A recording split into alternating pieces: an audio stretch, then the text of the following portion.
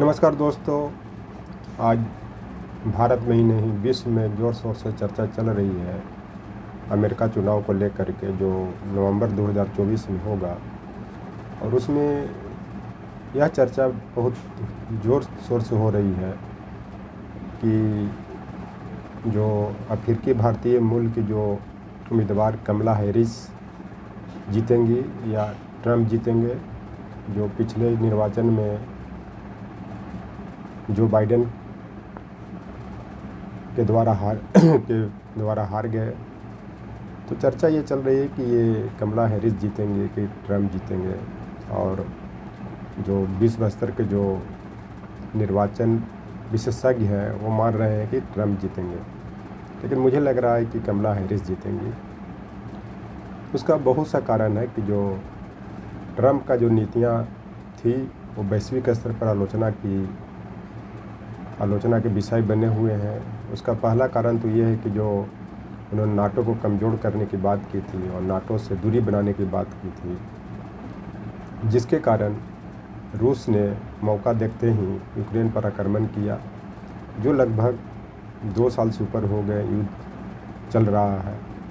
और यूक्रेन के लगभग 20% क्षेत्र को रूस ने कब्जा कर लिया। इसके कारण जो भी यूरोपीय देश हैं वो नाराज़ हैं। और यूरोपीय देश के जो लोग हैं वो नाटो को कमज़ोर करने की बात किया था ट्रंप ने। उसके कारण बहुत घबरा गए थे, क्योंकि नाटो के जो अधिकांश मेंबर यूरोप के देश हैं, जो 31 मेंबर हैं, जिसके कारण ट्रंप को जीतने की संभावना कम है। क्योंकि अमेरिका में विदेशी मुल्क के बहुत लोग हैं, खासकर यूरोपीय कंट्री के, उसके बाद एशियाई कंट्री के। तो इस कारण ट्रंप को जीतने की कम चांस है। अगली बात, जो उन्होंने जो पहले से जो ईरान और अमेरिका के बीच जो परमाणु समझौता था, उसको उन्होंने लगभग समाप्त कर दिया, समाप्त कर ही दिया था, जिसके कारण एशिया के जो भी मुस्लिम कंट्रीज थे वो नाराज़ हुए। और इसराइल ने जब मौका देखते ही पश्चिम एशिया के देशों को डिस्टर्ब कर दिया। उसका कारण था कि ईरान से जो परमाणु समझौता था जो ट्रंप ने तोड़ा, उसके कारण वहाँ के जो फिलिस्तीन के जो हमास गुट के थे, उन्होंने समझा कि ये ईरान के साथ अन्याय हुआ, जिसके कारण उन्होंने इसराइल पर अटैक किया, जिसके परिणाम स्वरूप इसराइल ने फिलिस्तीन के लगभग 4 लाख लोगों को अब तक मार चुका है। इसी कारण मुस्लिम कंट्रीज भी नाराज़ हैं। एक ट्रंप का जो नीति था, जो जलवायु परिवर्तन पर जो पेरिस समझौता से वो पीछे हटने की बात की थी, जिसके कारण विश्व में उथल पुथल मच गया था। क्योंकि पेरिस समझौता, जो जलवायु परिवर्तन के पहले जो भी इस तरह के जो डिसीजन लिए गए थे यूनाइटेड नेशन एनवायरनमेंट प्रोग्राम के अंतर्गत, उसमें अमेरिका ने ही लीड किया था, जिसको ट्रंप ने समाप्त करने की बात की थी। जबकि विश्व की आज सबसे बड़ी चुनौती जो है जलवायु परिवर्तन है। अब हर मुद्दे में सबसे ज्वलनशील मुद्दा जलवायु परिवर्तन है, जिसको ट्रंप ने समाप्त करने की बात की थी, जिसके कारण भी विश्व के जो देश हैं वो नाराज़ हैं।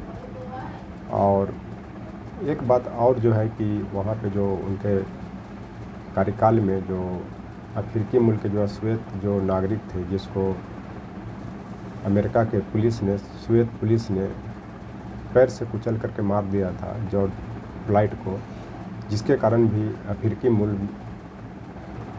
मुल्क के जो नागरिक हैं उनमें नाराज़गी है।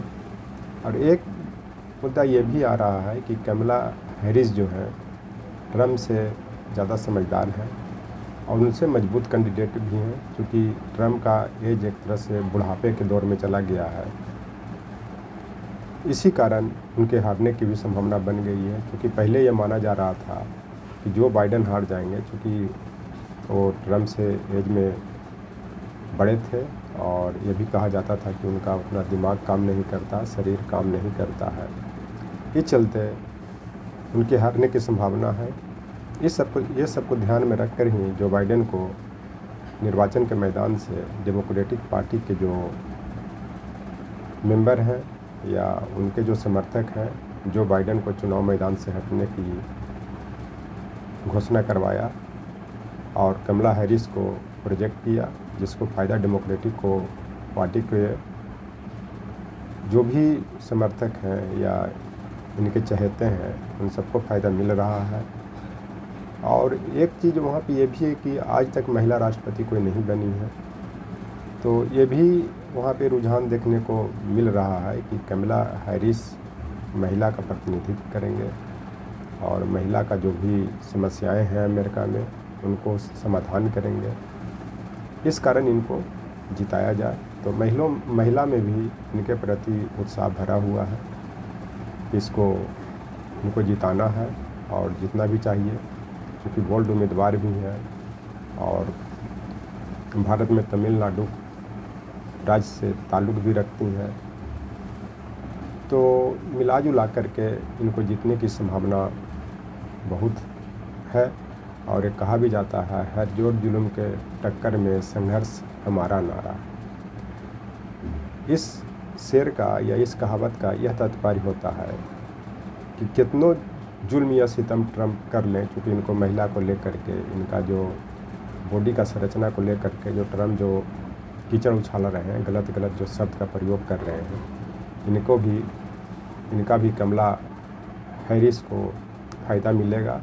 तो जोर भी कर रहे हैं, जुल्म भी ट्रम्प इनके ऊपर कर रहे हैं, लेकिन कमला हैरिस अपना संघर्ष करती रहें, ये सब इनके लिए पॉजिटिव है। अगर मान लिया जाए कि कीचड़ में ढेला कोई फेंकता है तो उससे जो नुकसान होता है वो फेंकने वालों को ही होता है। इस कारण कमला हैरिस अपने वाणी पर ध्यान रखते हुए, वाणी को कंट्रोल में रखते हुए चुनाव प्रचार करें। और मुझे लग रहा है कि आने वाले दिन में जो भी अमेरिका के स्टेट में जो बढ़त की जो संभावना है कमला हैरिस की बढ़ेगी और जीतेगी। और एक और कहा जाता है कि कोशिश करने वालों की हार नहीं होती है, जो कोशिश करते हैं उनकी हार नहीं होती है, बशर्ते कि कोशिश में ईमानदारी और डेडिकेशन भी झलकना चाहिए। क्योंकि शुरू में लोग बोल रहे थे कि ट्रम्प जीतेंगे, ट्रम्प बहुत आगे चल रहे हैं, लेकिन जैसे जैसे निर्वाचन का दौर आएगा कमला हैरिस आगे बढ़ेंगी और ये अमेरिका के इतिहास में ये बहुत बड़ा महिला उम्मीदवार को चुनने का या जिताने का बहुत बड़ा मौका है, खास करके अमेरिका महिलाओं के लिए। और जो भारत की जो वहाँ के जो निवासी हैं और पश्चिम एशिया के जो लोग हैं, यूरोप के जो लोग रह रहे हैं, वो भी चाहते हैं कि कमला हैरिस जीते, क्योंकि ट्रम्प की नीतियों के कारण ही पूरा विश्व डिस्टर्ब हो गया। चाहे पश्चिम एशिया हो, चाहे यूरोप हो, चाहे रूस यूक्रेन का युद्ध हो। इतना ही नहीं, यूरोप के अन्य देशों में भी डर पैदा हो गया है कि हो सकता है कि रूस जो है यूक्रेन ही नहीं, धीरे धीरे सब छोटे छोटे जो यूरोप के कंट्री हैं उसको दैत्य की तरह निगल लेगा। ये भी चर्चा है कि चीन का जो इतना मनोबल बढ़ा वो चीन सागर में या एशिया के देशों में या अफ्रीका के देशों में ट्रम्प के गलत नीतियों के कारण ही बढ़ा है। तो चीन से भी डर व्याप्त हो गया है, क्योंकि अभी जो बांग्लादेश का क्राइसिस हुआ है या म्यांमार का क्राइसिस हुआ है, ये सब में कहीं न कहीं चीन का ही नाम आ रहा है। तो मिला जुला कर मैं इस निष्कर्ष पर पहुंचता हूं कि कमला हैरिस की जीतने की 99 का 100% संभावना है, बशर्ते कि वो अपने मेहनत में और ईमानदारी में कमी नहीं करें। Thank you.